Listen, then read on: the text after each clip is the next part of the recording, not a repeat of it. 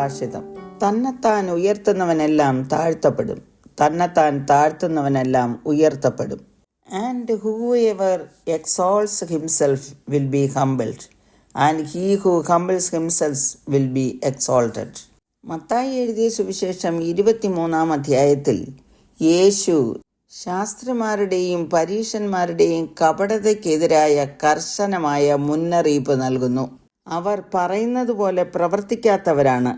4 വാക്യം വായിക്കുന്നത്, അവർ കനമുള്ള ചുമടുകളെ കെട്ടി മനുഷ്യരുടെ തോളിൽ വയ്ക്കുന്നു, ഒരു വിരൽ കൊണ്ട് പോലും അവയെ തൊടുവാൻ അവർക്ക് മനസ്സില്ല. ഈ അധ്യായം മുഴുവനിലും രേഖപ്പെടുത്തിയിരിക്കുന്നത് യേശു ശാസ്ത്രിമാരുടെയും പരീശന്മാരുടെയും കപടതകൾ തെളിയിച്ചു കൊടുക്കുന്നതാകുന്നു. നാം വായിച്ച 12 വാക്യത്തിൽ യേശുവിൻ്റെ സന്ദേശത്തിൻ്റെ സാരാംശം ഗ്രഹിക്കുവാൻ കഴിയും. നിങ്ങളിൽ ഏറ്റവും വലിയവൻ നിങ്ങളുടെ ശുശ്രൂഷക്കാരനാകണമെന്ന് യേശു പഠിപ്പിച്ചു. തന്നെത്താൻ ഉയർത്തുന്നവനെല്ലാം താഴ്ത്തപ്പെടും. അധികാരവും പദവിയും പലപ്പോഴും അഹങ്കാരത്തോടും സ്വയം പ്രാധാന്യത്തോടും ബന്ധപ്പെട്ടിരുന്ന തൻ്റെ കാലത്ത് അഹങ്കാരത്തോടെ തന്നെ ഉയർത്താൻ ശ്രമിക്കുന്നവർ താഴ്മ അനുഭവിക്കേണ്ടി വരും എന്ന് കർത്താവ് പഠിപ്പിച്ചു. മറ്റൊരു വിധത്തിൽ പറഞ്ഞാൽ നമ്മെ തന്നെ താഴ്ത്താൻ യേശു നമ്മെ ക്ഷണിക്കുന്നു.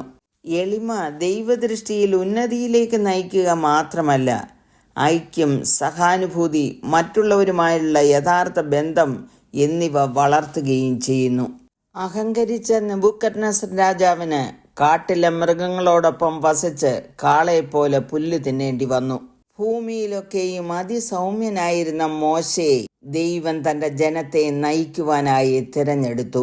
അധികാരം തേടിയല്ല, പരിമിതികൾ ധാരാളം ഉണ്ടായിരുന്നിട്ടും ദൈവത്തിൻ്റെ വിളിക്ക് അനുസരണമുള്ളവനായി നിന്നു ദൈവജനത്തെ നയിച്ചു. യേശു കർത്താവ് പഠിപ്പിച്ചത്, ഞാൻ സൗമ്യതയും താഴ്മയുള്ളവനാകിയാൽ എൻ്റെ നുകം ഏറ്റുകൊണ്ട് എന്നോട് പഠിപ്പീൻ, എന്നാൽ നിങ്ങളുടെ ആത്മാക്കൾക്ക് ആശ്വാസം കണ്ടെത്തും. പൗലോസ് പറയുന്നത്, ശാഠ്യത്താലോ ദുരഭിമാനത്താലോ ഒന്നും ചെയ്യാതെ താഴ്മയോടെ ഓരോരുത്തൻ മറ്റുള്ളവനെ തന്നെക്കാൾ ശ്രേഷ്ഠനെന്ന് എണ്ണിക്കൊള്ളുവീൻ. ഓരോരുത്തൻ സ്വന്തം ഗുണമല്ല, മറ്റുള്ളവൻ്റെ ഗുണവും കൂടെ നോക്കണം. അങ്ങനെയുള്ളവർക്ക് മാത്രമേ എളിമയുടെ സ്വഭാവം ഉണ്ടാകുവാൻ കഴിയുകയുള്ളൂ. യേശു കർത്താവ് തൻ്റെ ശിഷ്യന്മാരോടും തന്നെ അനുഗമിച്ച പുരുഷാരത്തോടും തൻ്റെ ജീവിത മാതൃക വെളിപ്പെടുത്തി കൊടുത്തു. അതുകൊണ്ട് വീണ്ടും പൗലോസ് പറയുന്നു, ക്രിസ്തുയേശുവിലുള്ള ഭാവം തന്നെ നിങ്ങളിലും ഉണ്ടായിരിക്കട്ടെ. ഫിലിപ്പിയർ 2:6-10 വരെയുള്ള വാക്യങ്ങളിൽ വായിക്കുന്നത്, അവൻ ദൈവരൂപത്തിലിരിക്കെ ദൈവത്തോടുള്ള സമത്വം മുറുകെ പിടിച്ചു കൊള്ളണമെന്ന് വിചാരിക്കാതെ ദാസരൂപമെടുത്ത് മനുഷ്യ സാദൃശ്യത്തിലായി തന്നെത്താൻ ഒഴിച്ച് വേഷത്തിൽ മനുഷ്യനായി വിളങ്ങി തന്നെത്താൻ താഴ്ത്തി ക്രൂശിലെ മരണത്തോളം തന്നെ അനുസരണമുള്ളവനായി തീർന്നു. അതുകൊണ്ട് ദൈവം അവനെ ഏറ്റവും ഉയർത്തി സകല നാമത്തിനും മേലായ നാമം നൽകി. അങ്ങനെ യേശുവിൻ്റെ നാമത്തിങ്കൽ സ്വർലോകരുടെയും ഭൂലോകരുടെയും അധോലോകരുടെയും മുഴങ്കാലൊക്കെയും മടങ്ങുകയും എല്ലാ നാവും യേശു ക്രിസ്തു കർത്താവെന്ന് പിതാവായ ദൈവത്തിൻ്റെ മഹത്വത്തിനായി ഏറ്റുപറയുകയും ചെയ്യേണ്ടി വരും. പത്രോസ് പറയുന്നത്, എല്ലാവരും തമ്മിൽ കീഴടങ്ങി താഴ്മ ധരിച്ചുകൊള്ളുവീൻ.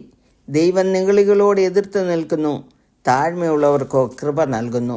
യാക്കോബ് പറയുന്നു, ദൈവം നിഗളികളോട് എതിർത്ത് നിൽക്കുകയും താഴ്മയുള്ളവർക്ക് കൃപ നൽകുകയും ചെയ്യുന്നു എന്ന്. അതുകൊണ്ട് അവിടുന്ന് തക്ക സമയത്ത് നമ്മെ ഉയർത്തുവാൻ ദൈവത്തിൻ്റെ ബലമുള്ള കൈക്കീഴിൽ താണിരിക്കാം. പ്രാർത്ഥിക്കുന്നു. കരുണയുള്ള പിതാവേ, ഞങ്ങൾ താഴ്മയും വിനയമുള്ളവരായി യേശുവിൻ്റെ സ്വഭാവം ഞങ്ങളുടെ ജീവിതത്തിൽ പ്രതിഫലിപ്പിക്കുവാൻ അവിടുന്ന് കൃപ ചെയ്യണമേ എന്ന് യേശു ക്രിസ്തുവിൻ്റെ നാമത്തിൽ അപേക്ഷിക്കുന്നു. കേൾക്കണമേ. ആമേൻ.